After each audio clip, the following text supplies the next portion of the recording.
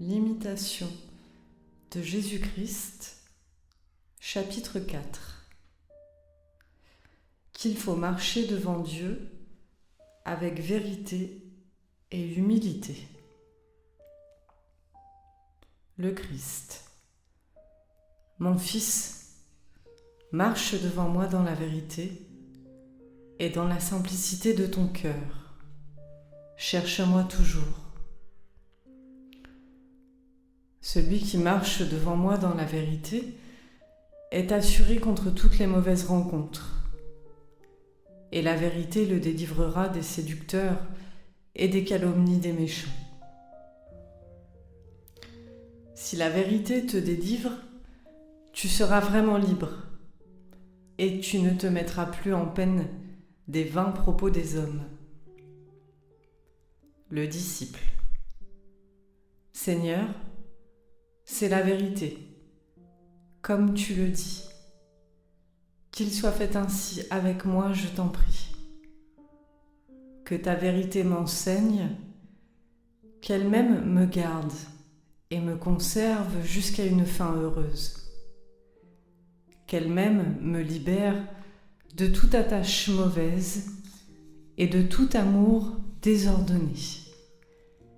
Et je marcherai avec toi dans une grande liberté de cœur.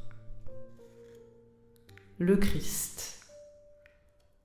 Je t'enseignerai, dis la vérité, ce qui est juste et agréable à mes yeux.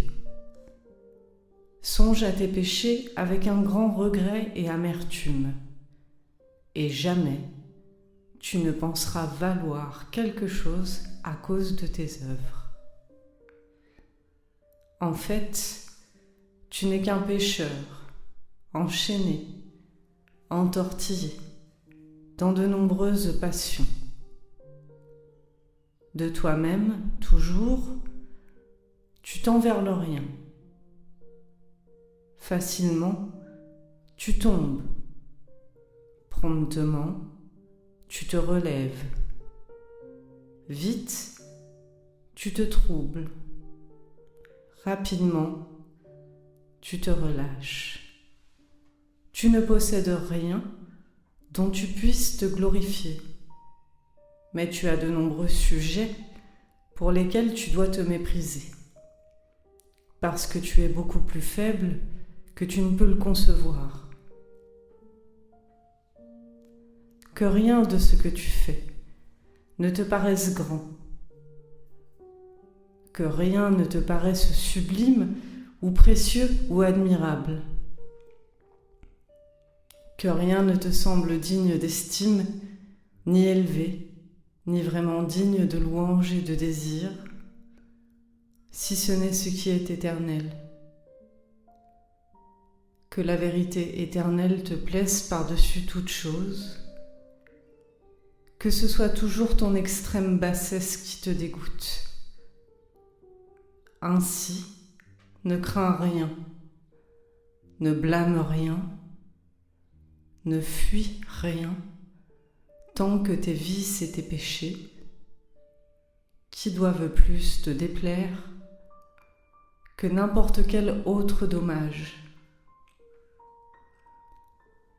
Certains ne marchent pas sincèrement devant moi, mais poussés par une certaine curiosité et par l'orgueil, ils veulent pénétrer mes secrets et comprendre les mystères les plus profonds de Dieu quand ils se négligent eux-mêmes de leur propre salut.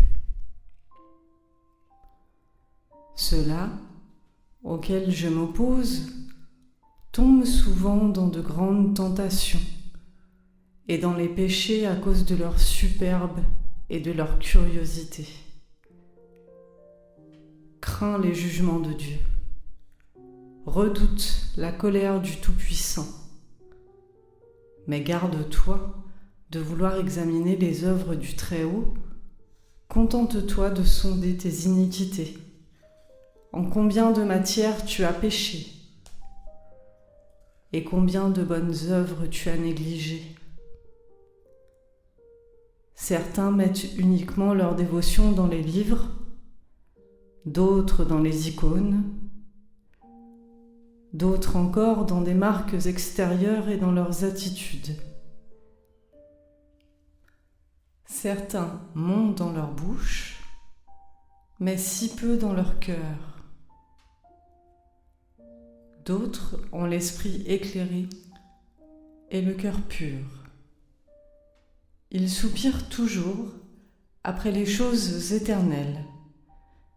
Ils ont de la peine à entendre les choses d'ici-bas, ne se soumettent qu'avec peine aux besoins de la nature.